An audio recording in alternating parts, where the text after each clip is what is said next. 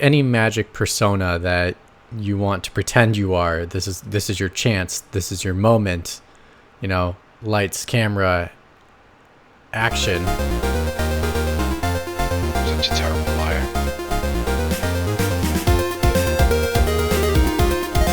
This is our moment.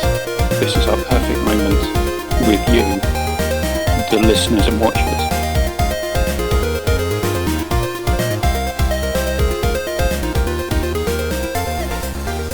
I think that'll do. That was nice. And we are live. Hello, we are Pixel Pints. We are a group of people from around the world. In fact, the only podcast that talks about two things that we enjoy, which is good beer and video games. We're not here to promote drinking. Please drink responsibly, especially at 8 o'clock in the morning. So, unless you've just carried on through from the night before, then it counts.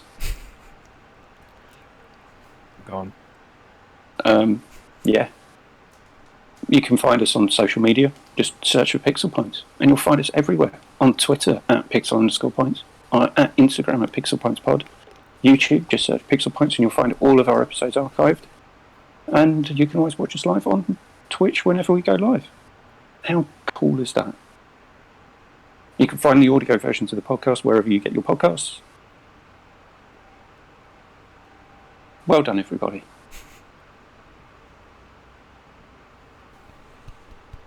Right, before we do introductions this week, I have an important news update. This is a COVID update straight from the Mushroom Kingdom.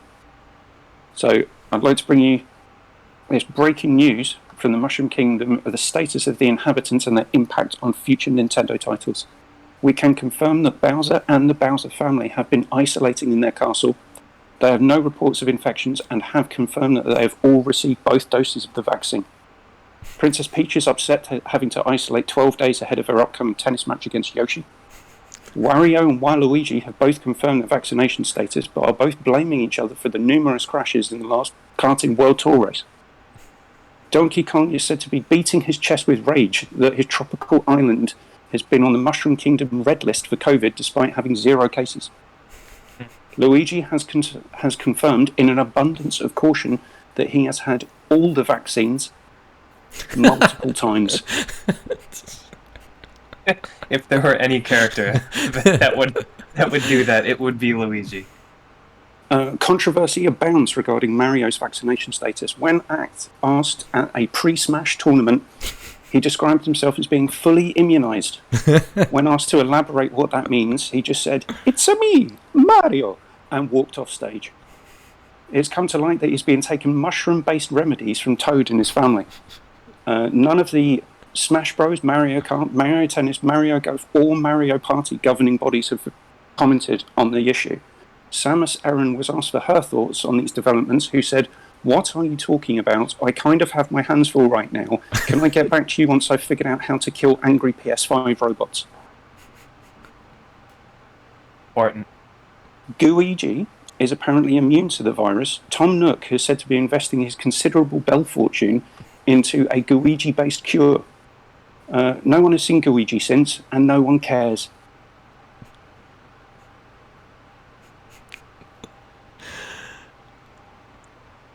Thank you. I was going to say, if Matt was on, now here's Matt with the Las Vegas weather report, but he's not here. So he's basically just ruined the whole bit. The Sunny Report. I have a follow-up question, McWomble. Have you heard any further news about the possible fines that Mario's might be incurring? Do you know if he was wearing his mask in the tennis facilities and so on and so forth? It's going to be less than Yoshi's getting fined for wearing the wrong coloured sneakers. It's Mario. I mean, come on, the golden boy. Gets treated better than everyone else. You guys know this. Oh, any status on the Koopas? There was going to be a joke in there about that, but I decided to take it out. It was a bit on the nose.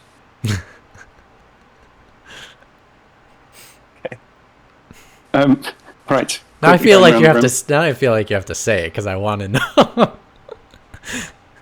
I was going to describe I was going to say that the toad people in the Mushroom Kingdom described it as the Goomba virus. Oh. Oh, that's horrible. Mario racism, I'm not sure. I'm not sure Nintendo to approve. It'll make it in the movie. Yeah. Well, with Chris Pratt. With Chris Pratt, it would be anti-trans, though. No, whilst he says that he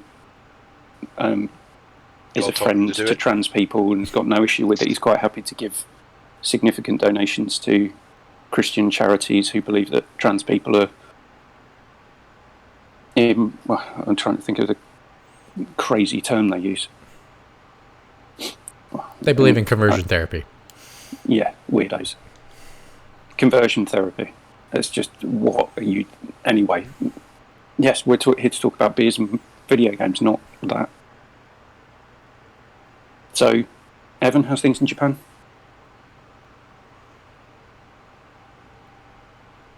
And he can't hear us anymore. Oh, damn it. Can you hear me? Yes. Okay, sorry. My internet is not...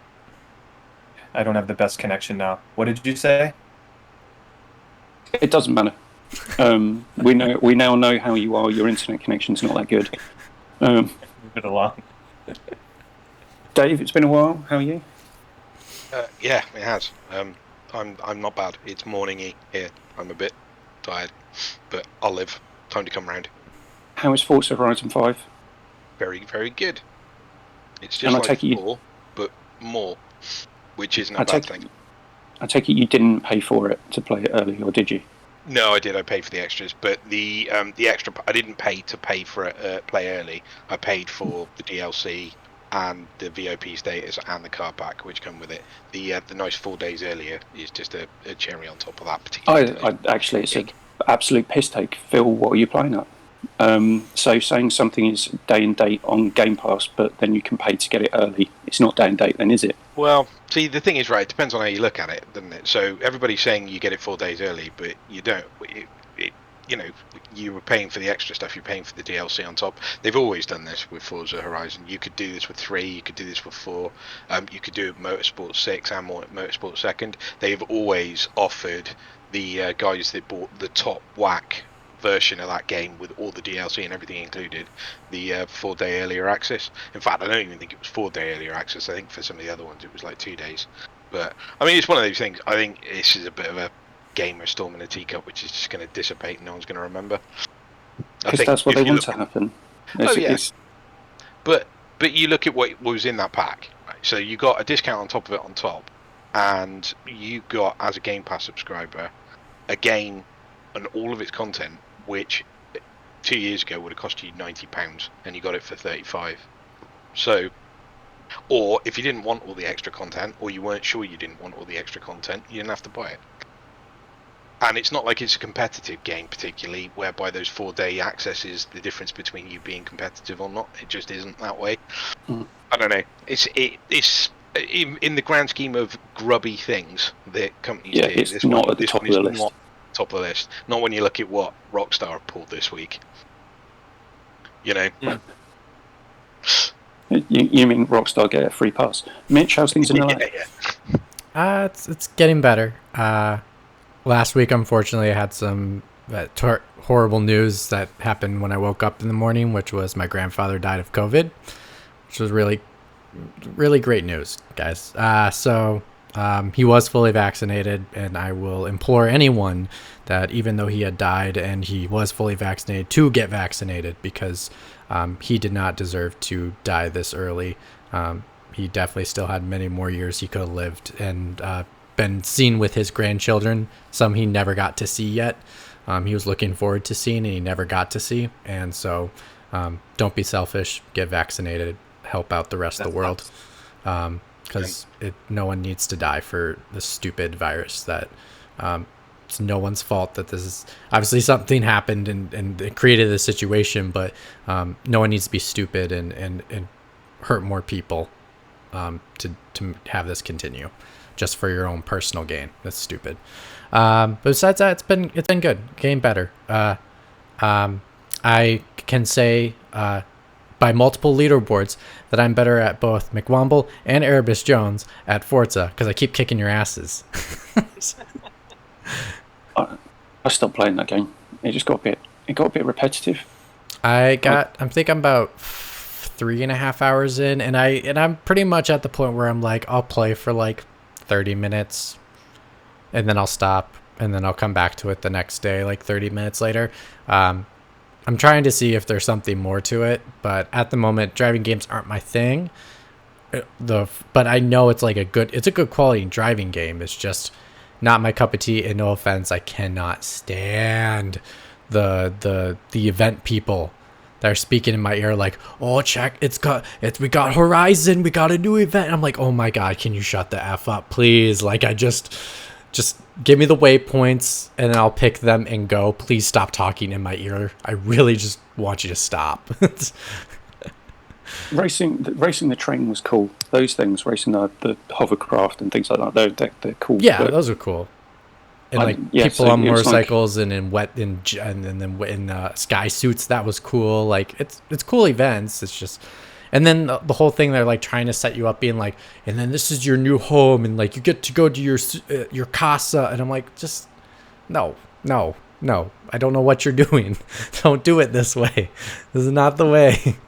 So Evan, if anyone wants to learn English, use an official teacher. Don't use Forza. Oh my god! Real people do not talk like that. Right. Moving on. Do quiz first or beers first? Beers first. Come on, McWomble. You can't change the. Can't change the format. The format is the format. You can't change it. Right. So who actually has beers? I don't, because it's 8 o'clock in the morning. I don't, because it's 8 o'clock in the morning. I don't, because the other update is I hurt myself playing tennis today, so I'm trying to recover as fast as possible. So no alcohol for me because I'm on pain medication. And do you also have an oxygen tent? No, but I do have Gatorade. But Evan, it's either a hamstring or a groin, which then I feel bad as a football player because I'm like, oh, I understand your pain. Evan, you're carrying the side today, then? Yeah, so the beer that I get a bi-monthly package from Mino Brewing. That's where all these beers are from. This is one of each of their beers that they release, and every package will have the kind of their mainstay beers, and then one seasonal beer. And so the seasonal beer packaged in this month is.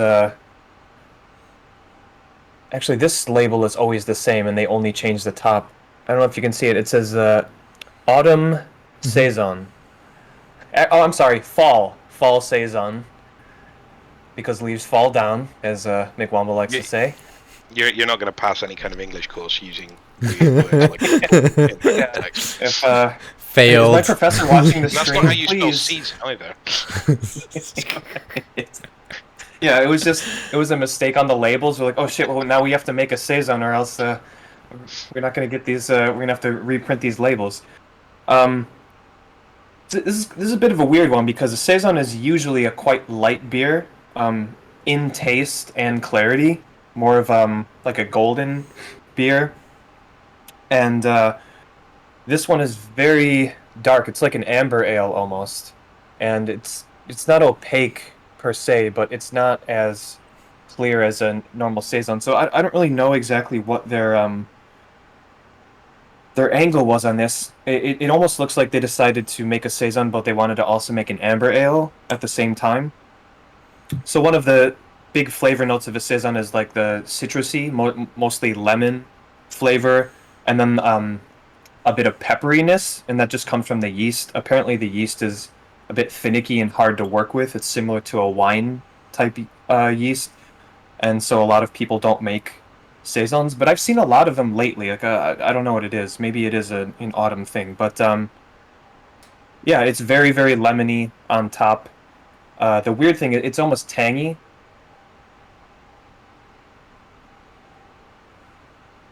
Yeah, the weird thing is, it's quite heavy for a saison. It is tangy on the tongue, but then it gets like really really bitter. This does not taste like a saison to me, but I still like it. It's almost closer to an amber ale, and I'm fine with that. It's kind of this weird crack at some sort of like fusion style or whatever, and anything that tastes a bit different but also tastes good is fine in my book. So yeah, this is a nice beer, and at 6%, that's quite high for a saison. They're usually like 4. But yeah, this autumn saison by Mino Brewery. It's quite good. I like it. I'd probably have a couple before I switched over. I had my second ever fun marble drink. Yeah. The yuzu one was nicer than I had last time. I also have something else that's probably, it has no ABV, but I'd say it's probably about 90% sugar. Oh, Oh, wow. wow. Wait, what does it say? Is that Wait, what does it ginger say beer? under pineapple? I can't read it. It's pineapple soda. Oh, soda. Okay. It's an old Jamaica ginger company. They make ginger cake. don't Yeah. they? Yeah, with sugar and sweetener. Marvellous. It's That's 15 grams of sugar in this. All right, for that song, ready? Sugar, da na na na na na. Oh, honey, honey. Okay, so it initially tastes like pineapple and now just tastes like sweet Syrup. syrupiness. So you know that beverage, the first one you had, the marble beverage. I was just at the we call it H Mart, but it's the Asian grocery store here in LA. If you're going down to Koreatown, which is where I live nearby, and that's where I get that beverage. Unfortunately, they don't have it. They have other flavors, but that's the only one I like drinking, and unfortunately because of the supply shortage and the chain disruption in the chain, that they don't have any at the moment, which made me very sad. Apparently, there's a shortage of roast chicken flavoured Walker's crisps in this country because of supply chain issues. So, personally, I'm not devastated because those crisps are minging. But for those of you who are, you are wrong for liking that flavour. Minging's a bit harsh, but it's definitely a last choice pack at the bottom of the multi-pack, isn't it? Oh, it's only the chicken left. Whatever.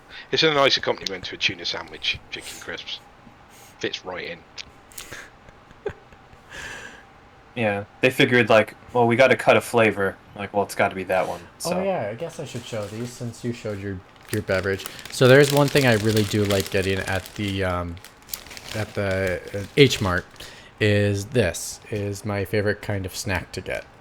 Now, so for the most part, they also have something like this, but it's my friend calls it an Asian version of Sun Chips, and I got those too. Okay. They're in my cabinet right now, but I bought two bags because I was like, oh, probably, and they taste really good, and I know why.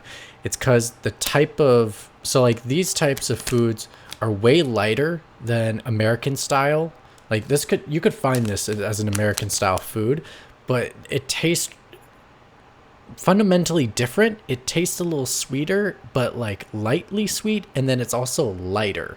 It's not as heavy in the corn department. I don't know what the process is that makes it taste lighter, not as much, but it's the same process that went into the Sun Chips that are the Asian style, and I like those so much more than the American style Sun Chips. So I'm like, wow, fundamentally, my life has been changed by snack foods by just going to the Asian style. Right, and on the note of all of our poor life choices, on crisps and beverages, we have a quiz. Dave, you can't take part because it is just Mitch versus Evan. That would not be fair. Wait. If they can't get any of the answers right, feel free to chime in. Is this a scored quiz? Yeah, this is proper quiz. Oh Jesus, hold on. I This is getting down to the wire too. I mean, how many will we have before the end of the year? This could One more. Oh, Oh man. Well, no, this works because actually the way I have it set up, it works perfect. Okay. When I'm ready for you. I'm by myself, I'm pretty fucking bad at these things. to be honest. We'll see what happens. Because we're talking about video game anniversaries, because Skyrim is being released for the 10th anniversary edition. It seems like it's had a anniversary edition each year for 9 years. It's been released so many goddamn times. But because of that, we're talking about video games and birthdays. Oh, before So, you Mitch- start, here's the score. Mixkey, or whatever ours is, whatever mine is, it's 16, and then Devin has 15. Mitch, because you're in the lead, would you like to go first or second? Go first. Okay. So, Mitch, name a game, and there have been multiple, from Kojima Studios, where they've placed a birthday Easter egg reward for the player if you play the game on your birthday. Metal Gear Solid 3.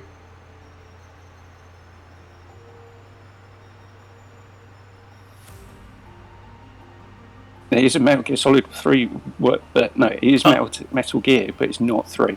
Oh, it's not 3? It would have to be 4 then, Son of the Patriots. Or Guns of the Patriots, but I'm probably wrong. You think he could have spent more time making a fun game rather than pissing around sticking shit like that in it? It's just, what are you allocating funds to? This is not important. I mean, I gave my answer, so if I'm right, I'm right. I'm wrong, I'm wrong. It's MGS 5 is one of them, I know. Yeah, it's the MGS5 and the Phantom Pain and Death Stranding all had birthday Easter eggs in them. Wait, Death Stranding isn't a Kojima... Oh, it is a Kojima game, never mind. Here I'm thinking... damn it. I was thinking Konami, not Kojima. Shoot. I would have said Death Stranding. Damn it. Okay, never mind. Yeah, so if you played Norman Reedus' character, whatever his name is, who cares, had a birthday cake in his little pod thing that he lives in. Yeah. And if you leave, you get a special birthday message from Mads Mikkelsen. So, no points to Mitch. Evan, your first question. Nintendo included a birthday present for players on their birthdays where you could have a party with your me and all of your other friends' me's. What was the game? Utopia? It was Tomodachi Life. I don't even know that. I didn't even Is that remember. kind of like a Metopia game? Was that the mobile one? Yeah, it was. No, it's on. Yeah, it was a handheld one. Shoot. Alright. Mitch, in what game could you literally blow out your birthday candles by blowing on your 3DS?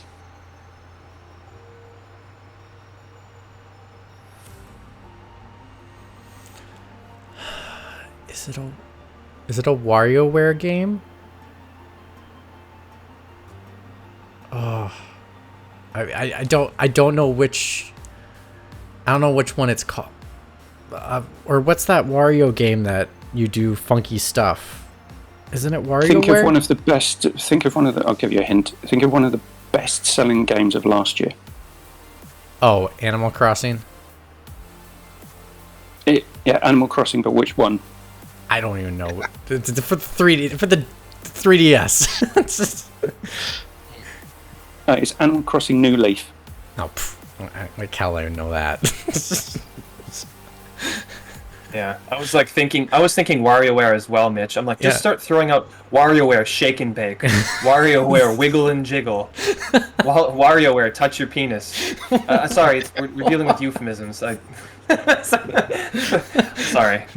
Is that what you were writing your paper on? Euphemisms? We immediately got our strike. It's just demonetized instantly. I'm not advocating. I mean, you're afforded the freedoms of your own body, but I'm not telling you to. It's a hell of a way to pay elite beta agents, that's for sure. Exactly right. What is it with the DS and these subtitles? Elite beat agents. The two Wii guys in those commercials. We would like to play. That gives there's a whole new meaning to that. Evan, control yourself. In Fire Emblem Three Houses, if you logged in on your birthday, you would receive flowers and a letter from your house leader. You could also take them to a tea party. Because that But game what does doesn't want you to do anything other than stupid side faff and not let you play the game. Sorry, carry on. But what does the gotta get player that in. character get as a bonus for logging in on your birthday?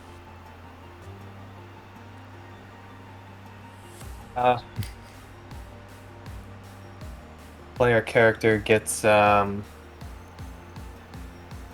birthday hat. That would be wrong. You get a +2 charm increase. That was my second guess. +2 charm increase. Mitch. Elder Scrolls V Skyrim, the cockroach of gaming, turns 10 this year. But which tactical squad-based first-person shooter turns 15 this month?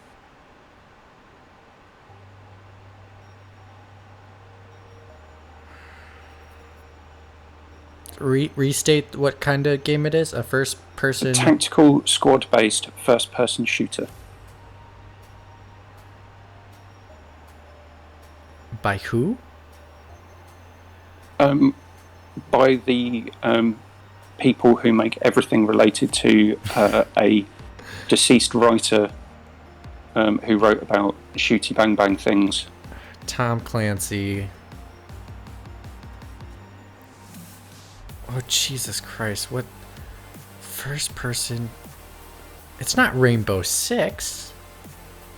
It is It Rainbow is. Six. For 1 point, but which Rainbow Six game? Oh, Jesus Christ. Wait, sorry, what was the... You might have to restate the question. I was just trying to get the game first. What's the...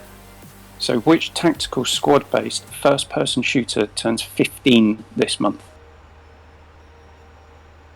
Rainbow, So you know it's Rainbow Six. Rainbow Six... New Vegas? Or Las Vegas? I can't give that. It's Rainbow Six Vegas. Oh, son of a gun. So You 1 named a point. Fallout game. Yeah. 1 point Is that for a- Mitch there. Well, the Skyrim I was actually thing going to. Sorry, Dan. I was just going to say, was Fucking that Dan, just a... Dave. Was that just what the Skyrim thing was? We'll challenge. We'll make you think Bethesda. We'll make you think Fallout. We'll make you think New Vegas, and then you'll say Vegas wrong. Yeah, probably. There you go. Yeah. Probably. Because you know, I love their games so much. I know. I can't wait to hear what you've got to say about Skyrim in a minute. It's going to be... Crisp. Evan, your last question. Next month, Remedy will be celebrating the anniversary of the critically acclaimed Max Payne game. How many years ago was it released? Wow. Max Payne 1? Next year, you said, right? 2022? Next month. Next month. Okay, 2021. That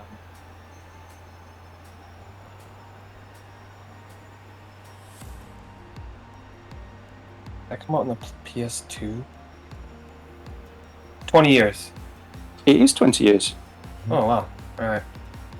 So that's 2 points to Evan. So it's all tied up with one quiz to go. I was actually going to protest your massive Tom Clancy hint to Mitch for the previous one. However, last quiz, there was one about the Dreamcast. That company sued Dreamcast because they didn't use their chip, even though they had agreed to use it. Yes. And my answer was, it has something to do with a chip, and you gave it to me. So I think that kind of evens out those two things there. I don't feel too bad about getting that. Plus, he only gave me 1 point. Fair enough. Yeah. I had to name. I just had to get. I named Vegas. I just said lost before it, and he could just ignored that. He could just ignored that. So it comes down to the final quiz of the year. You can't write these things. Well, you can maybe set them up in such a way that it does that. Not that we. That's why they call you the quiz master. You knew. You thought this out. When's the beginning Game of the year. Awards? Do we want to do the game at the Game Awards as well this year? Yes, because I've been the champion 2 years in a row. Why not? Yeah, why not? Right. Freaking milk. Let's actually talk about the topic this week, which is significant gaming anniversaries, of which there are many this year. Holy cow, A they are. surprising amount. There are so many. So we've gone through and hopefully picked a few entries that have got significant anniversaries this year, and just say whether or not. Evan, have you got the police around your house? No, I can't get used to my light switches, what's on and what's off. So I turn everything on and off 3 times before I get it right. Okay, that's some form of obsessive compulsive disorder. Might be. To say whether these games have aged well or not, and does it matter whether or not they've aged well? If something's a classic, it's a classic for a reason. And then maybe how many of these games do we expect to get remastered in the next few years because video game companies don't have new ideas? Kind of like the movie industry. God damn, that RoboCop movie from 4 or 5 years ago was awful. Oh, bad. Who would like to talk about Mass Effect 2 first? Oh, did I just let one slip? I can't believe it. Why did this topic get picked? Yuri got yours, and it came out like 6 months ago. I was going to say, spoiler alert, I think that one's going to get remastered. I have a feeling that it's going to get a super special edition, and then it's going to have an announced new game for a new sequel. Like, duh. Yeah, I've got thoughts about the new Mass Effect that they're working on. I'm not sure that they've got the quality of writing left at BioWare to be able to pull off what I think they might be trying to pull off. Evan's taking notes. Yeah, Mass Effect 2 turns 10, or turned 10 in January this year. Fabulous game, best in the trilogy. Ignore that and ignore that Andromeda thing. Fabulous game. Thank you very much. Who wants to go next? I got one. 25th anniversary. Can you all guess what game? Civ 2. Pokemon? Sorry, which one did you say, Erebus? Civ 2. Nope. Nope, you're wrong. Madden NFL. Nope. I give you one last hint. Evan might know this. I played it recently. Oh, it's Lara Croft. Raider? Yeah, this is Tomb Raider. Tomb Raider. Oh, I will say. 25. Wow. Yep, Tomb Raider is 25. Even though they gave us a bunch of ports that don't work for 98 cents, but besides that, I did play the original Tomb Raider. It was a lot more. I hadn't played the original Tomb Raider in probably 6 years. It's been quite some time, and after playing through the whole first game, it helped me to realize again of how much the game is still it still stands the test of time. I mean, to be honest, like it is because Are you it was sure about that?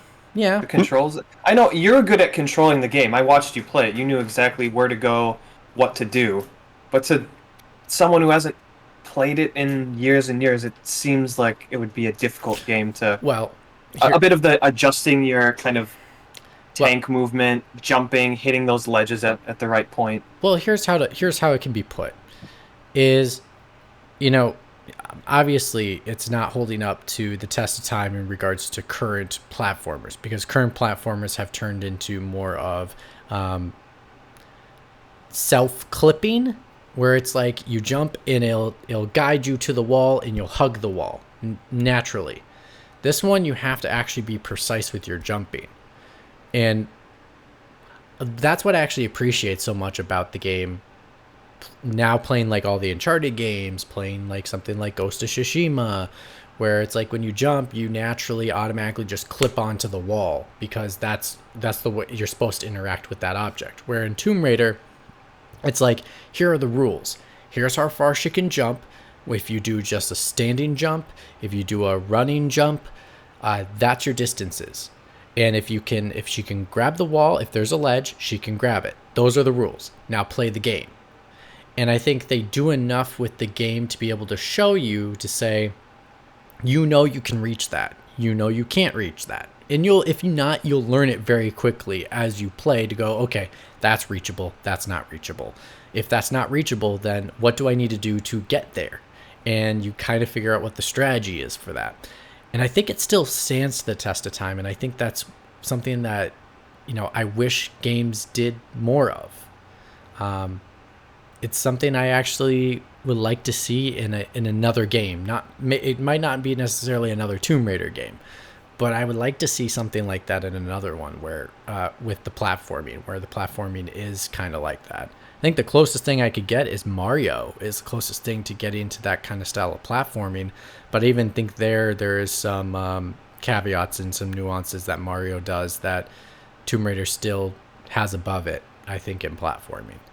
I think there's just on that point though. I think there's an argument that there's an element here that it's just a case of technology has gotten better. Mm-hmm. So I think the fact that for everything sure. is easier now, like you know that you can jump onto something because there's a dangling piece of cloth or a big yellow line or something, and so that's something you can grab, is a response to the fact that technology is so much better now that, like, when you look at a cave in Tomb Raider 1 or 2 or 3 or what have you, you're clearly in a squarey, boxy cave and a ledge is a straight line, whereas now you were in a cave and you can't tell what is grippable because everything just looks kind of like a ledge. So I think it's one of the two. I think, like, if you were to play a game like Uncharted and there was none of those lines that demarked where you could climb, or the new modern Tomb Raiders or Far Cry that's just come out, if anything that was climbable didn't have those kind of indicators on you, I think the game would just end up being horribly frustrating, because you'd probably have to jump at every single wall to find the bit that you could clip onto, because all the edges would be hidden by shrubs and trees, and,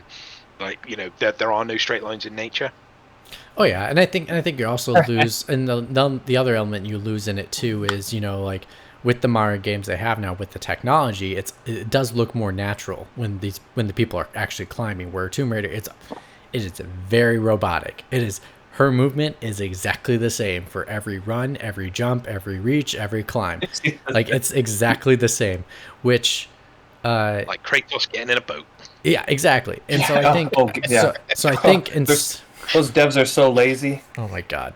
So I think in some aspects, yeah, I totally agree with you, and that's why I still think with the contrivances they have with that age of game, it's still playable, it's still enjoyable. And I think if a person, like you said, because of technology, if you went backwards and tried to play this game, it's very clear of the instructions and the rules of how to climb. That if someone, let's say their first game was like an Uncharted game or like the new Tomb Raider games, if they hopped into this old Tomb Raider game, there will be a slight learning curve, but I don't think to a drastic point where they're like, I don't know how to climb, I don't know where to climb. It's like, no, it's pretty clear what the rules are to climb. It has to be a straight edge. You have to be able to reach it. There is ways that the game naturally helps tell you if you can jump it or not. So like the example, if you go up to the ledge and you don't even have to hit the jump button, you can just hit the grab button and the up button at the same time. If she can reach it, she'll automatically jump to it. So then that helps the player know that's reachable or that's not reachable. So I think it does a good job in many ways that I think it still holds to the test of time. Yeah. Dear maniacal villains, if you don't want Nathan Drake infiltrating your top secret facility, don't paint all the climbable objects white. You're welcome. Yep. Evan, do you have a selection? Oh yeah, I'll do one now. This is actually a game that I think has aged poorly. Hold on. Tell us the anniversary year first, and let's guess. 20 years. Came out on the PlayStation 2. We have already mentioned the developer. Ooh. It Naughty was one Dog? of your questions, Mitch. It was one of your questions. Oh, it was one of my questions. Metal Gear 2? Yeah. Metal Gear Solid 2. Oh.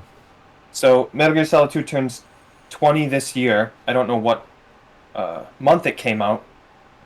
One thing I think is interesting about Metal Gear Solid 2 is so, like, I like the Metal Gear Solid franchise up to a point. However, I do agree with Dave mentioning just how much utter nonsense and how drawn out the cutscenes are in that game, where they keep saying the same things over and over. It's like, I get it. Let's move on to the next thing. A lot of Japanese media has issues with exposition. Like they don't know how to deliver exposition without directly looking into the camera and telling the audience exactly what's going on. And I think Kojima has the same problem. One thing that's interesting about this game is I don't know if are you guys familiar with the what was it? General Campbell's kind of giant monologue about information warfare that was like very, very um, basically like predicting what was going to happen with social media. It's actually really, really interesting. It's So the this only is thing I 20 watch years. now. It's amazing. So you'd have to look it up. It's like I don't even know what he is. General Campbell, Metal Gear Solid predicts the future, and he just kind of talks about how um, they're creating context to content, and basically it's a prediction of like Twitter and how much social media sucks is the long and short of it. And it's actually a really, really interesting scene. It's about 7 minutes. There you go, Dave. 7 minutes talking straight about this shit. Probably could have shaved off a couple minutes there and get your point across, but Don't you tell yeah, it's him how to implement his own artistic vision? Hey, he's an auteur. hey, I'll take 7 minutes over the Metal Gear Solid 4, where some cutscenes are an hour and 20 minutes. Yeah, I literally that game, I literally had to pause and go take a break because I was like, wait, the cutscene's not over. much like how Titanfall 2 is constantly brought up as this like massively like there's nothing like it prolific game. So many people more so with Metal Gear Solid 4. Like anytime it's brought up on a podcast, like oh my god, what a game, and it blows my mind why people think that that is a good game. I think it is. A, Metal Gear Solid 4 is terrible, but Metal Gear Solid 2, it's a very interesting game. I didn't play it till years after it came out, but yeah, I don't know. You know, you got the fake out that Kojima can't help himself, where you think you're playing as Snake and then you play as this blonde-haired bitch that everyone hated, and then eventually Whiny turned around. bitch. Whiny bitch, sorry. And Naked yeah, whiny I don't Naked whiny bitch. know. Just That doing how many cartwheels adjectives we all got? over the Any more? place. Any more? But Naked cartwheeling whiny bitch. what a can someone next Halloween? Be naked Ryan. I'm going to go as a naked Raiden and just cut my balls the entire time and just cartwheel down the street to the bar. I got to learn how to cartwheel first without my hands. That should be All your right, that should be your costume as your teacher. I got a solid year. I'm gonna figure this out. But yeah, Metal Gear Solid 2. You know, it's one of And those games that's how to keep the blonde wig attached whilst you're cartwheeling. Glue. washable glue. I don't think know. I'll look into no, it. drag stars do what they do is they put tape around their head, and then they'll There glue you the go. wig to the tape. All right, I'll start watching a couple episodes of RuPaul's RuPaul's Drag Race. University on Netflix. Yeah, Yeah, Drag Race. Sorry. Yep, Yeah. you'll get plenty of ways to do that. But again, regardless of what we think about Metal Gear Solid, it is one of those games that kind of deserves to be uh, discussed to a point in terms of its 20th year anniversary. So yeah, like it or hate it, it is. Everyone knows that game. Right, Dave. Much like yeah. Okay, so my choice is 25 years old. It came out on the PC, although it's been ported to basically everything since. Is this Civ? No. When did Doom come out? Is that Longer than 25 years ago. It's not Doom. I was gonna but say. you're on the right lines. Not Quake. Duke Nukem? Nope. Duke Nukem. So Duke Nukem 3D is my choice. Duke Nukem 3D absolutely does not hold up. Right. Anybody who's like playing video games now, if you're a new starter and you know you're joining the thing now, Duke Nukem is absolutely not worth playing. But it makes my list because it was a pretty big tentpole game for me when I was a teenager at the time. I mean, it's the first proper game I can remember. My best friend's granddad had a amazing PC, at the time. Absolutely amazing compared to all the crap that we had at the time. So we used to go to his house and go stay over there, and we used to have to do friendly stuff like go play with his granddad and go for walks in the park and all that kind of stuff. But the payoff was we'd get to spend the evening playing on his computer and staying up until the middle of the night and playing his computer that could play Duke Nukem 3D like as it was intended. Graphics pumped up, sound on, all that kind of business, and love that game. It's never getting a remake. I mean, in this kind of day and age, you cannot remake a game like Duke Nukem 3D and get away with it. It just wouldn't work. Unless it made fun of itself in game. Well, they made fun of themselves in Forever, and Forever was abysmal. You just can't do it. I mean, you cannot make a game where 1 minute you can be blowing up aliens and the next minute be tipping strippers. Yeah, insane crap, like he says. That type of humor is aged poorly, and they tried with that game. They came out. What was it? The game that was in constant limbo. Forever. Yeah. Just at the time though, Dave, when you first went to the urinal and able to piss in it, like as a teenager, this is fucking awesome, right? Yeah. You can't deny that. There's a pool table. You can actually play pool at the pool table, and and I think it's another game as well. It had cultural references, coming out of his ears. So back when Family Guy was the biggest thing on TV and stuff, everybody liked Family Guy because it was all cultural reference. Duke Nukem 3D was the same sort of thing. So you're playing through there and you walk into a bar and the OJ Bronco chase is on the TV in the corner, and then you go around a corner and there's a space marine who's been murdered somewhere, and then you look through another thing and there's Luke Skywalker dangling from the ceiling and stuff. The game is just absolutely jam-packed full of stuff like that, which you kind of get lots and lots of knowing nods as well. So it was a really well-made, classy, well, not classy is absolutely not what it is. It was a well-made, fun video game at the time. It's aged poorly because obviously just mechanically it's not acceptable anymore. I mean, you do see games coming out like this. There does seem to be an undercurrent of releasing demaked first-person shooters on the PC at the minute in an indie guise, but it doesn't stand up. It doesn't stand up. But 25 years, it just makes me feel old because that was a really, really big game for me when I was a teenager. So you're saying it's my generation's South Park, the Stick of Truth, and South Park, the Fractured Butthole, in regards to the type of comedy used that may not age very well 20 years from now. South Park might not. Well, I think, to be honest with you, it probably hit it about the same time South Park did. I mean, South Park is about that sort of age, isn't it? You go back to the very first episode, that's got to be late 90s. Right, but the comedy used in those games are a little more modernized compared to the type of humor they used 20 years ago from the first episode of the show. Yeah, I mean, they're akin, I think, definitely. Right, South Park is more satire, where Duke Nukem is more shock value. I think that might be one of the differences there. Okay, never mind. I would change my answer and say that's not a comparable. The police officers were anthropomorphic pigs. Do you get it? Pickups, yeah. The thing that I liked about it was there was an adult switch in it, which you could put a password on it. So like I said, we used to go and play this at my mate's granddad's house. So part of that was that until he was in bed, we'd have to play it with the adult switch turned off. And there was a password on it as well, so we put a password on it so his granddad couldn't turn it on, and that did things like it disabled all the strippers, it removed poop, blood, any sort of slime, anything that was in any way, shape, or controversial. So when you shoot people in that game, blood spouts go everywhere. When you kill somebody, it leaves blood trails on the floor. If you walk through the blood trail, it'll take footsteps of blood everywhere after you, all that kind of stuff. All of that just gets cut out if you flipped over the switch. But the funny stuff is it's still there. So there are these, if you can see a stripper in the game, so when you walk into the strip club, if you've got the adult switch on, you can't see the strippers. They're just not there. There's just a load of stripper poles. But if you shoot a gun at where the stripper would be, there is a rain of money that happens because effectively they've just made the stripper invisible or whatnot. But that was always quite fun. So your granddad's coming around. So you could kill the stripper, but she's just an invisible stripper. She's just an invisible stripper. Yeah. It's the future. Invisible strippers.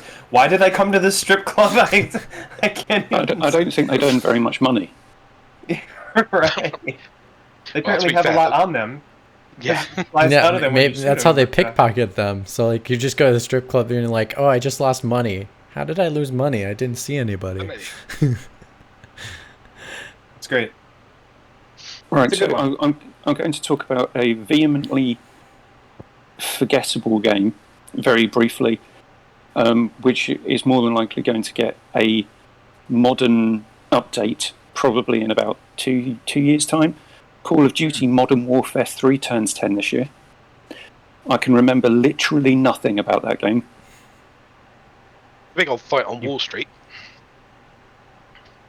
And don't you? There's a big opening scene, isn't there, where you're on a submarine or something? Don't you infiltrate and sink a submarine, then escape from the submarine, go on a boat ride across, like the New York Harbor, and then end up fighting all your way down to Wall Street? You could do. I've got absolutely sure no that's the recollection of opening. it. Did you so play that, it? Yeah, Um, honestly, you could just I'm name sh- any epic thing, and that's probably what happened. Yeah, it's just AN shooty bang bang game from Activision, which is Modern Warfare 2 is getting a remake, which is coming out next year. So this is going to be on the list to get a remake at some point soon. Oh, sure. But the game that I did want to mention, Yes. yes, Dave. Modern Warfare 2's already had a remake. The Modern Warfare that's coming out next year is just like a reimagining of Modern Warfare. But he said 3. I thought you said 2. Yeah, I did. All right. Okay. No, I Oh, he did say did say Modern- 2? I thought I said 3. Yeah, so the Modern One Warfare of that's these- coming out next year is a continuance of the Modern Warfare that came out 2 years ago, which is an entirely new thing, but uses the same names. because they I think we all see the problem here with this general You confusion. don't pay enough attention to Call of Duty, yes. Not Sorry, enough sorry, Warzone. sorry, Not enough Warzone. Need more Warzone on that in that vein there to get them going. So another game turned 10 this year. Hey, who said you get 2? Well, I said I wanted to. We didn't spend very long talking about the forgettable uselessness of Modern Warfare 3. That's your fault. So I'll give you a hint. It was made in Australia and funded and released by Rockstar. Oh, the noir game, detective nonsense. LA Noire turned 10. One excellent studio turned 10 is. Sorry, carry on. It was made by Team Bondi, or as many people used to call it on various different things in America, Bondi. Bondi. New one? Team Bondi. I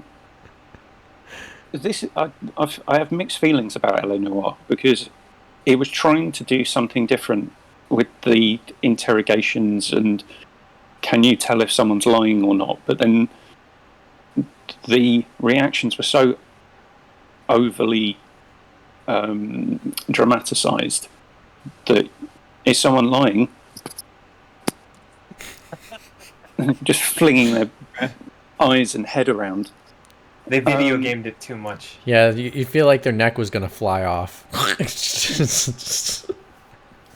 No, he wasn't there, I swear. as fingernails fly off his hands. You're lying?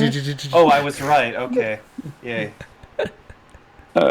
It was interesting when this got ported to the Switch that they took that out and they made the choices more simple. So I think it was just believe or not, or disbelieve, not get angry or what were some of the other ones. They tried to do too much with this. The production value seemed really high, but then when it came down to the wire, they couldn't deliver it, and then the studio ended up getting disbanded. But I liked what they tried with this. I quite enjoyed the game. I mean, it wasn't there to be the most action-packed thing. People were saying that it could be like a 1950s GTA, which I don't know where people got that idea, because it was quite clear what it was going to be, which was more methodical, slow-paced, and the shooting only happened in a very few sections of it. But I quite like the fact that Rockstar took a risk and greenlit this as a project. I'll always appreciate that. Definitely something that went out of its way to try something new and be unique, and explore like new technologies, regardless of how it sold or how it was received. Yeah, I definitely agree with that. Was it? I only played the first case. When it opens up, is it kind of like a mini open world, or is it more linear? Like No, you can't really. it's linear story based missions, so you go Okay. from case to case. I think that's the best way to go with something like that. It was slightly tedious at points. I've never played it. Me neither, but I've seen a lot of it. Yeah, It was always on my to-do list, but it was always at like number 7 and never made its way to the top. That's literally what I was gonna say. I think, what is that? David Cage's newest game that's bad, the AI game, Detroit Become Human. Detroit Become Human. That game was at its best when, and this makes sense the way that those games are situated, where you're kind of highlighting things in the world and focusing on them and looking at them and stuff like, oh, this style of game is totally perfect for a detective story. And the best things about that game were when Connor was exploring a murder scene, and you had to very meticulously look around the area and figure things out. And then it got into like all the other bullshit. I do appreciate what LA Noire was doing, where they take out all that stuff and they focus on the case. I hope in the future maybe they can revisit that idea, or at least someone else can do something similar where cut out all the extra bullshit and make a game that's solely about examining a crime scene. Because even with Heavy Rain, I believe the crime scene stuff, for me at least, was the best part of that game as well. Yeah, I was gonna counter back and say that I think Heavy Rain is that game pretty much. But then they have all this extra stuff with all the. Then you're fighting a guy at like a junkyard, and you have to press triangle, or else you're gonna die. Like But that's part all that but unnecessary stuff. But that's part of like they solving the murder though, like because it's not like you're gonna go to a place to solve a murder every single time where there's no one around that potentially like is a criminal or something like that. Like then that's boring. Well, I Right. think it's, the weird But- thing about Heavy Rain is that you go and investigate all these murders by yourself.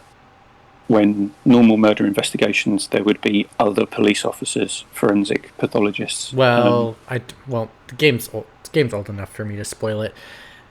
Is technically the one that's the detective that's doing it. He's doing it to cover up his own crime.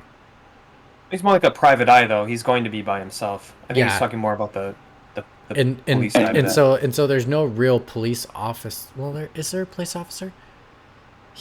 There is one. Yeah, he's got like kind of Yeah, the VR that's unit right. with like the He is, but the VR hands. crime scenes he does go to, he does have other people there, and it's a rarity. He gets it. I think there's only one time he goes to a place to check it out himself on his own first, but he does get backup after. maybe. I'm talking more about like a game like that. Like doesn't need QTEs for the story to progress. Is what I'm. Evan, what about if they did that in the Judgment series of games?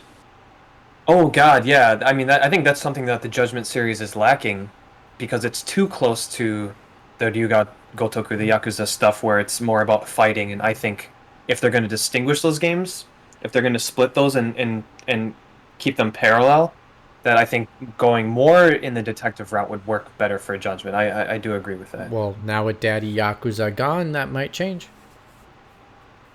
Yeah, we'll see. We'll see if that is a good thing or a bad thing. Who knows how like tightly knit that group is, and how much Nagoshi actually Controlled the projects.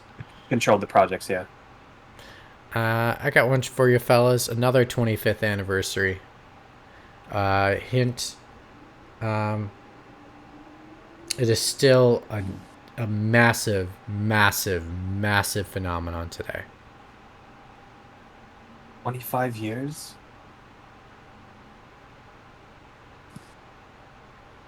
What kind of game is it? Can you give us a hint? Like action, racer, RPG. But not the kind of RPG you would think. Pokemon. Oh, Pokemon Red and Blue came out 25 years ago.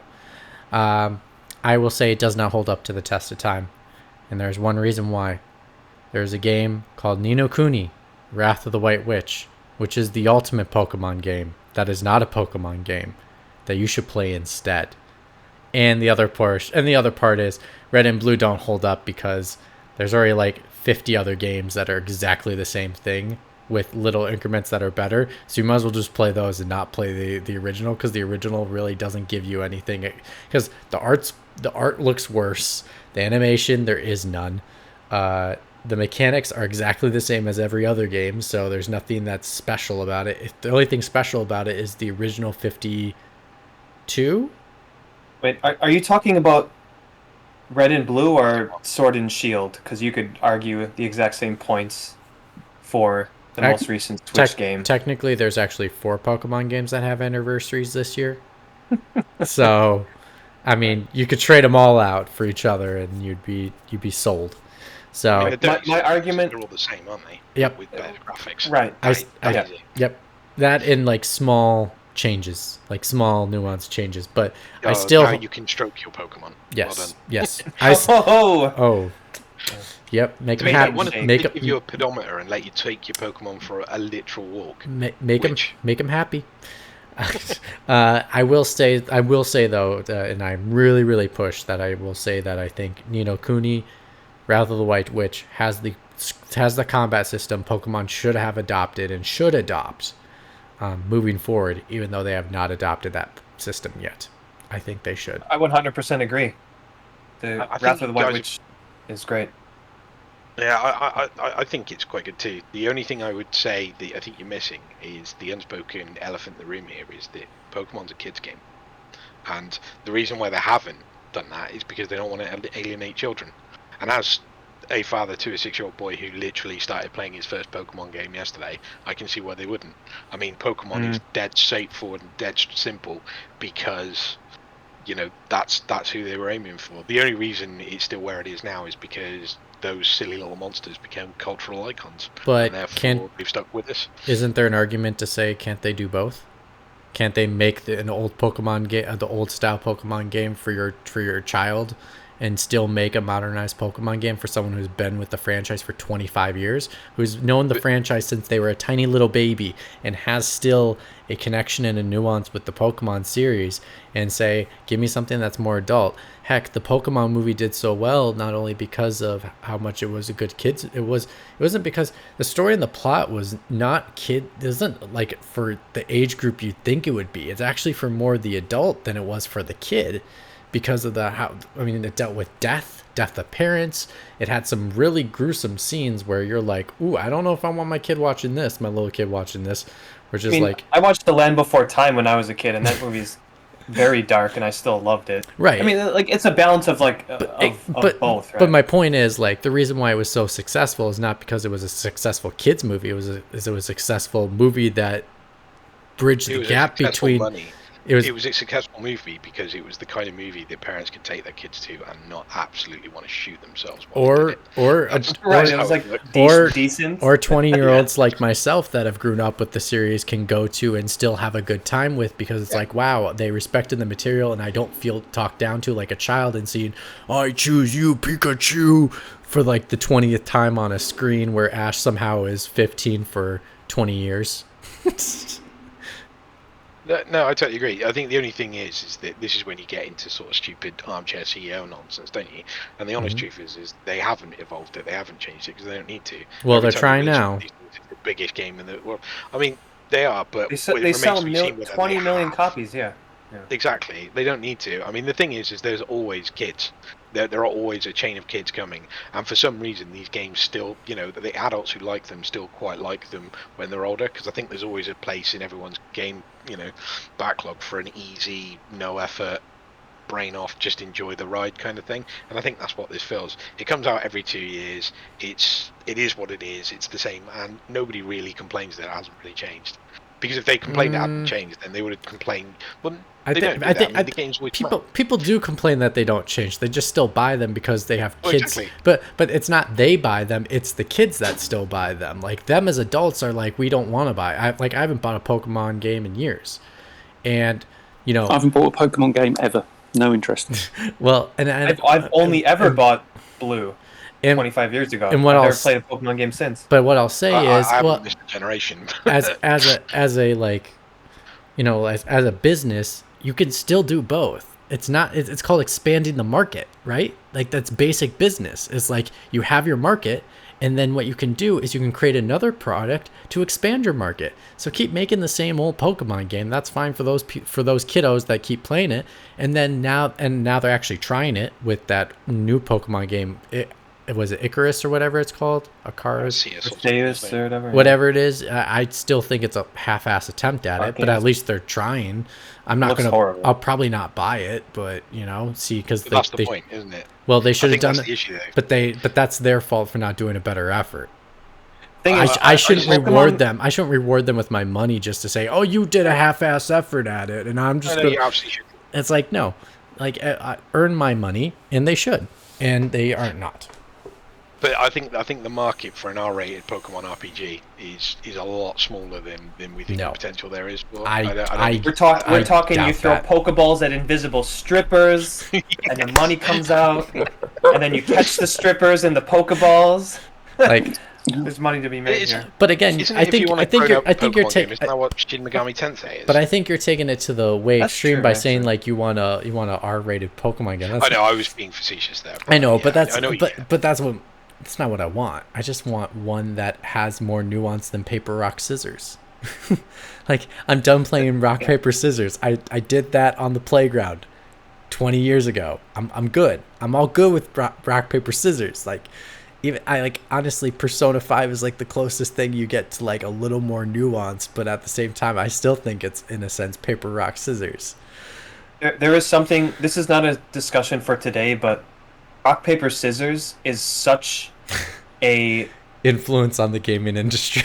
dude. No, like in Japan, rock paper scissors is still used every single day by everyone to a ridiculous extent. We cannot get into it today, but the fact that you have games like Triangle Strategy and Pokemon and all these games doing the rock paper scissors thing, it is part of some of this root cultural thing where rock paper scissors is fucking used for everything in Japan to make these I kinds of thought like, you were actually going to say childlike that games in normal society. Yeah, that's So what I if you- thought too. I was like, I didn't see it at the Olympics. I would expect them to be doing it at the Olympics. I would not be surprised if Japan was like, hey, what if we did rock paper scissors and then Japan won because I don't know, it's used for everything here. You know what? Actually very I would have strange. been But anyway, It's when you said literally that. bossing.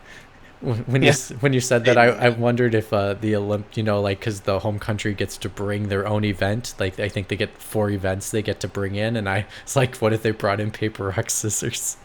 do it, man. There's like a whole psychological thing. I use it all the time in class.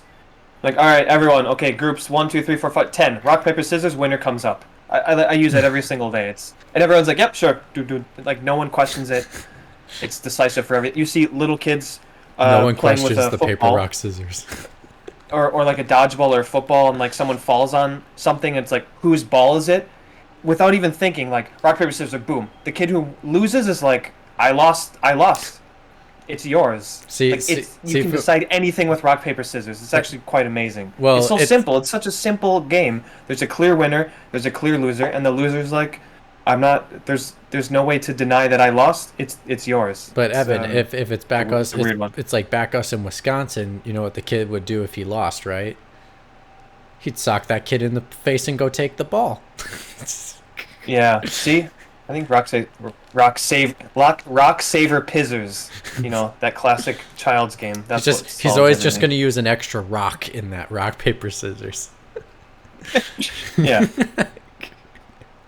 All right, where are we with these anniversaries? Yeah, what's your bad one, Evan? What's your bad one? I'm gonna do a McWomble where I'm gonna throw out one that we don't have to discuss and move on to the more important stuff. Is same with Pokemon. 25 years. Waste Rave 64. I know Ubisoft I don't even know what that is. kind of has like the monopoly on extreme mean Wave sports Racer? games when they have Wave Race. What is it called? Is it? Wasn't it Wave Wave Race 64? Wave Race 64, yeah. What did I say? something that wasn't Wave Race. Well, I would say that you misunderstood me, but I did just say Right, rock, do you want to do rock paper scissors paper, to decide who was scissors. wrong? Yeah, you want to do it? I'll do it. Wait, well, you know what? The way that it's done, that'll take long. Oh, Wave I Race know Wave 64. Race. Oh, I love Wave Race. That's a great game. That's fun. Yeah, so basically, Ubisoft has a monopoly on extreme sports or this kind of style of stuff only because no one else makes these games.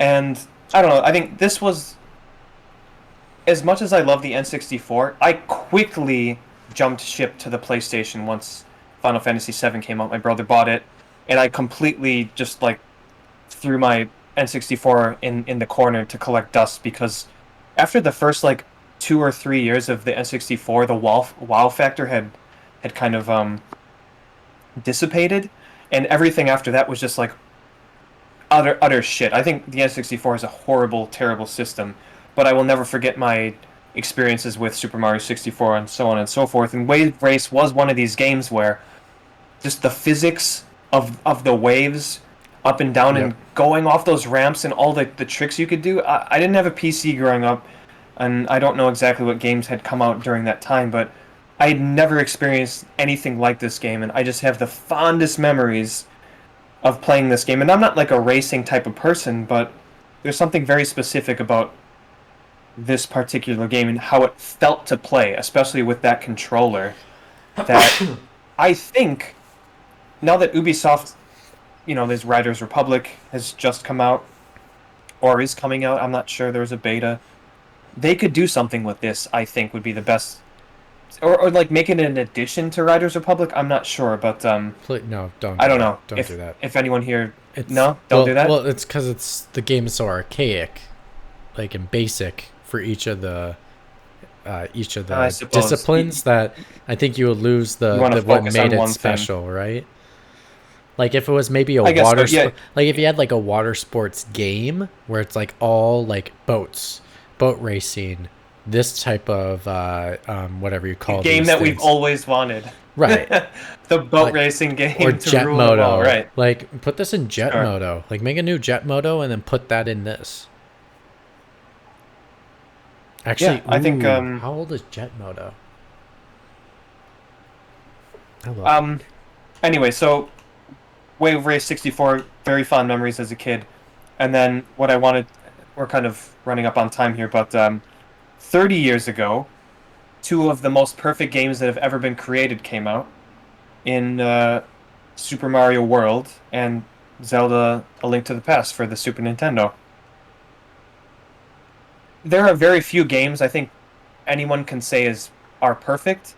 And slightly with pixel games, it's not fair because most of the early 3D stuff aged poorly, just simply because developers are trying out new things. And as great as they were in their time, even Super Mario 64 or Ocarina of Time, they just don't play well anymore. However, with a pixel game like this, left to right, jumping with a control, no lag, it's directly connected into the system. All that stuff doesn't age poorly. And I just think these two particular games, in the framework of what the games that they're trying to make as a platformer and this kind of action adventure game with Zelda, is like complete. It's complete perfection for me. It's two of the best games that I've ever played. So we don't really have to talk about them. I don't know how much you guys played those as kids, but those are two highlights for me 30 years ago. You said Ocarina of Time. I played the 2D the new 2DS version of that game for my first time, but I will say I required a lot of help. A lot of help. Oh, I was specifically talking to Link to the Past for Super Nintendo. Oh, okay, never mind. I think Ocarina of Time has aged very poorly, but 2D games on the Super Nintendo, forget about it. As my Because that technology's Polish, cancelled, isn't it? as my Polish uncle used to say, Forget about my it. German Polish uncle, forget about it. Yeah, I think it's because that technology is just a capsule now, isn't it? I mean, it doesn't get any better than it was then. It doesn't get any. You're no longer on a progression curve with that. Whereas, Right. 3D technology, you are. So, 3D technology always compares badly. Even if you look at like 3D games that came out during the PS2 era compared to the PS4 era, there's a massive difference. Whereas development at that really kind of stopped. And okay, I know that's not technically true because the indie scene in PC and console games now is still sort of progressing that 2D, but I think what it's gone though is it's gone from a mainstream thing, so everybody remembers those two games as being massive mainstream hits, whereas the stuff that's coming out now is really kind of only for gaming nerds particularly. It's not got the same kind of cachet. I don't think anyone's ever going to feel nobody's going to feel that strongly about I don't know, Mark of the Ninja or something like that as they are about Mario from the SNES. I'd slightly disagree with you about the technology about 2D comparing it to 3D just slightly. The only thing I pushed back on was say I think it applies for how early in the new era did the game come out. So the example, if you were saying I bet early 2D games are not as good as the late 2D games. Same thing with the 3D games. So the first Tomb Raider is not as good as the latest Tomb Raider from the end of the PS1 generation. But if you look at the early PS2 games, they weren't as good as if you looked at the later PS2 games. And it's same for every console generation. As they learn the new technology and as they get more with the tool sets and know their limitations and expand the boundaries of what they can do technology wise, the games do get better. So that's the only disagreement I'd have with you about that. I agree with you, but I will argue that Super Mario World and Zelda: A Link to the Past in particular are the exceptions to the rules where I think there's always exceptions to the rule.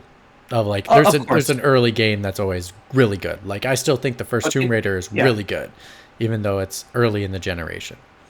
Right. But in terms of just level design, pixel art, just everything that Super Mario World, they had a package it came out when the system came out.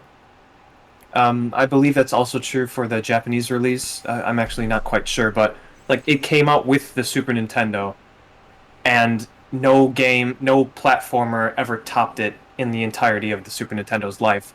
But that's also, it's the top tier team at Nintendo working on this game. But yeah, I don't know, 30 years ago. It's crazy to think there's 30 years ago, to be truthful. But yeah. Anyone got any more? I've got a few mentions. Dishonorable or honorable? Well, let's start with the dishonorable. Legend of Zelda Skyward Sword. Yay! Terrible game. 10. Yep. That game. Where's Tomb Raiders? I want him to be on here so we can talk about how horrible, utter trash Skyward Sword is. It is a terrible, terrible Zelda game. And just a terrible video game in general. Dark Souls, the original Dark Souls, turns 10. I'll take that. That's an honorable mention. Batman Arkham City also turns 10 this year. Great mention. Actually, is it a hot take to say that I like Arkham Asylum more than I like Arkham City? I don't think so.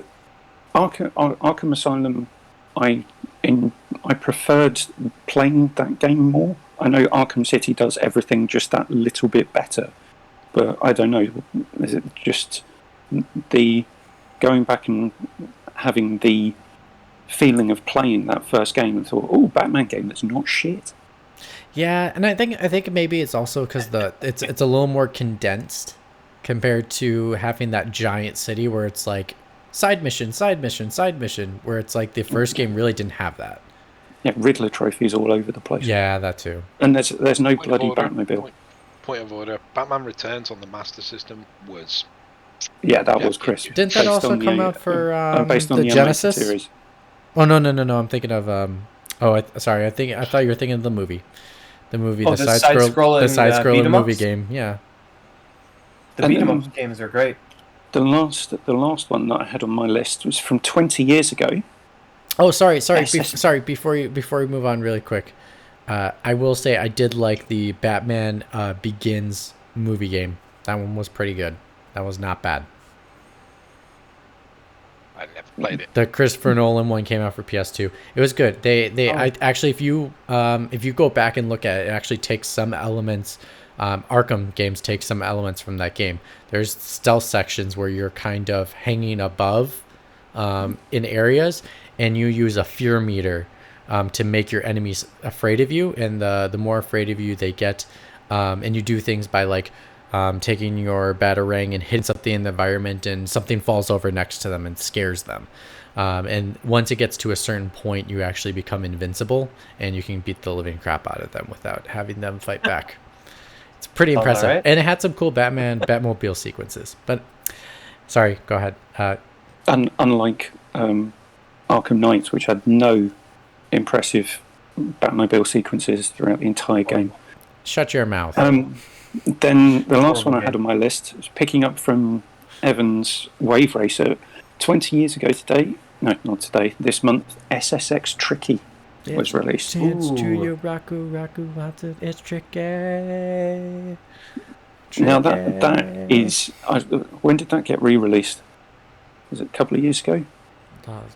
Not too long ago. I remember they brought it back. I think that game did not get enough fanfare for its re-release, because that is a good, fun extreme sports game.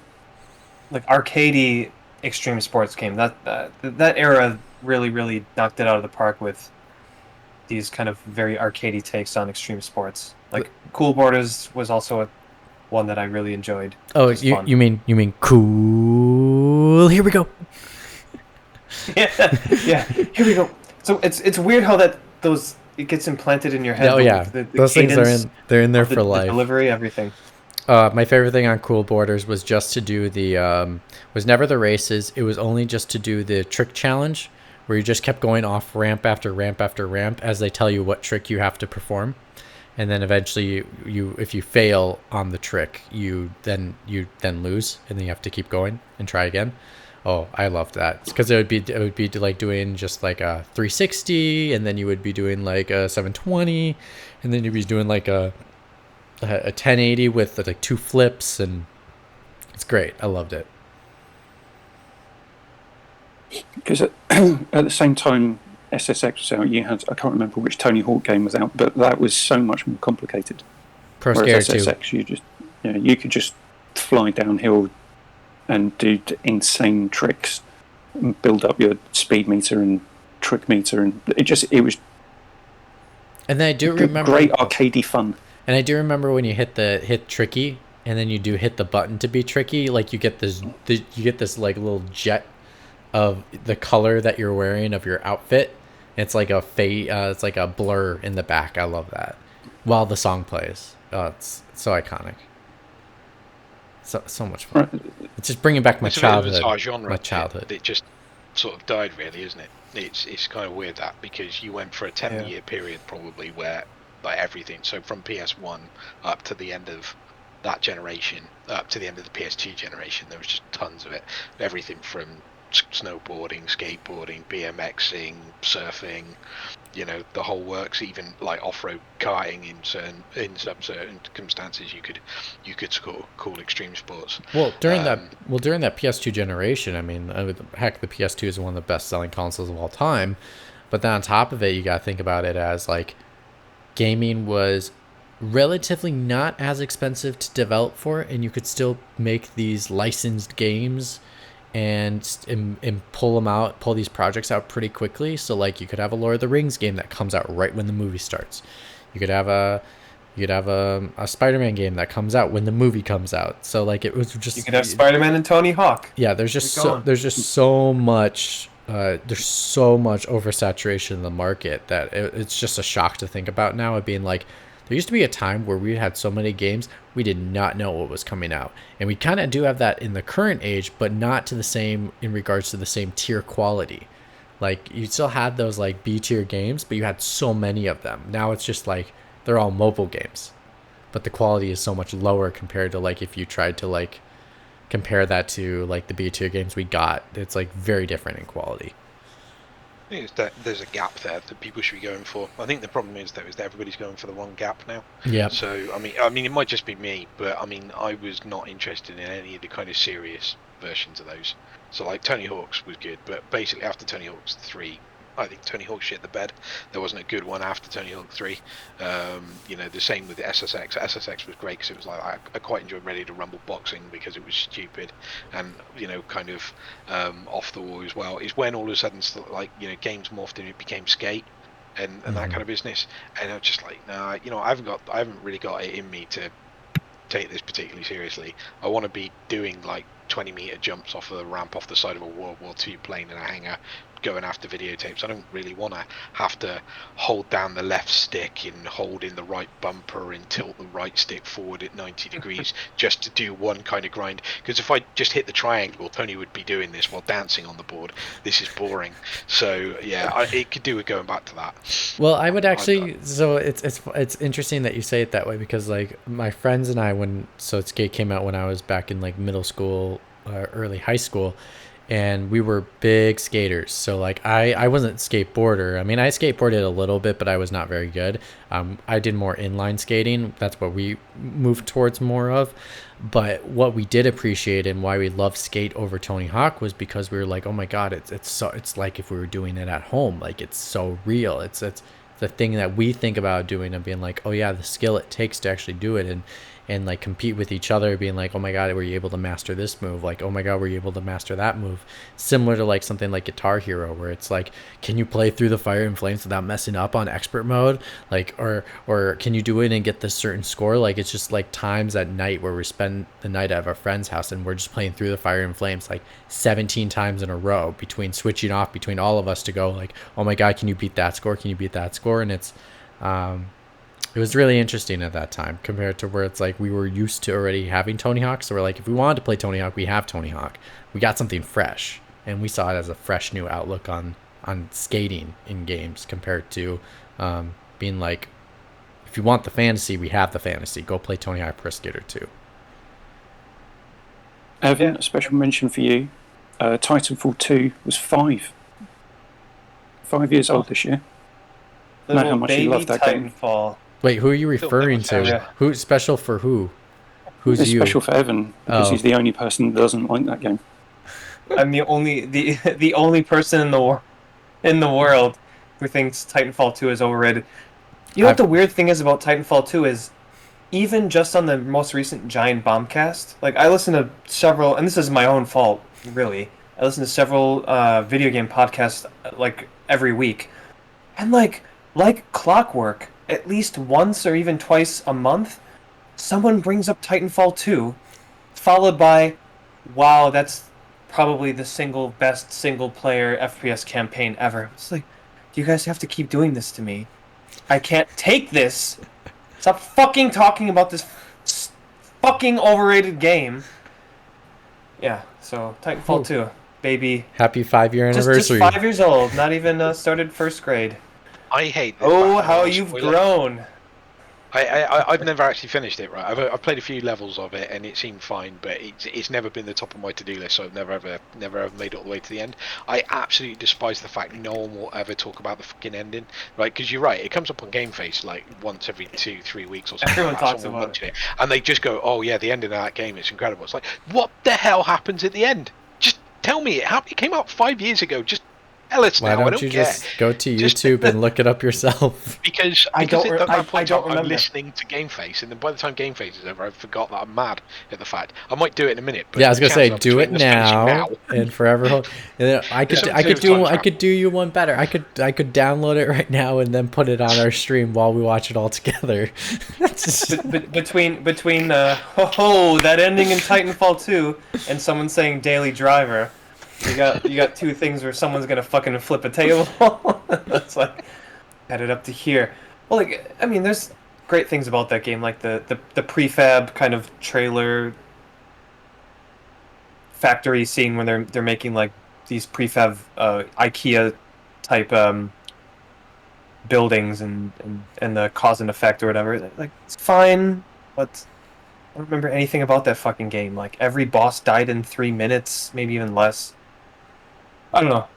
Big baby 5 years old. Titanfall 2, how much you've grown. Make another Jedi Fallen Over. Fallen Jedi over. Fallen Over? That was for my grandma? Sounds like the new Obi-Wan show. Jedi Right, Fallen just- Over. Tighten up some of the mistakes you made on Fallen Order. Do Fallen Order 2. You had a good thing going. Make it, kind of tighten it up there and focus your time on that. I would much appreciate it. Respawn are focusing the time on Apex Legends. Yeah, they got plenty of Which is stuff a- to focus on, not Titanfall. You're Lots of my okay. students play Apex Legends. Good. Girls, boys, If it they- if doesn't they- matter. They talk about it all the time in there, and they write their like free writing essays, stuff like that. Yeah, they like that game a lot. Me too. But all of my friends like COD. You know what, McWomble? Although like I have no dog in this fight, I feel like I want to help you convert them because this is something about COD that I don't like, and I'd rather have them play Apex, regardless of the fact that they've made Titanfall 2 and 1. There's colours in Apex Legends other Plus, than grey and brown. and they actually have characters, people that Right. look like actual people. Very quickly, both Metroid and Castlevania came out 35 years ago. Whew. Little did they know Whew. that eventually both of those names would be mushed together into a single name that would refer to a genre, I suppose. And yeah, remake. I don't think it's necessary. I think you can just continue on iterating on the style of game, which they've basically been doing with both of those series. So yeah, shout out to those two. The only memory I have of Castlevania is I was playing tag in the living room in my brother's room. That's a mistake.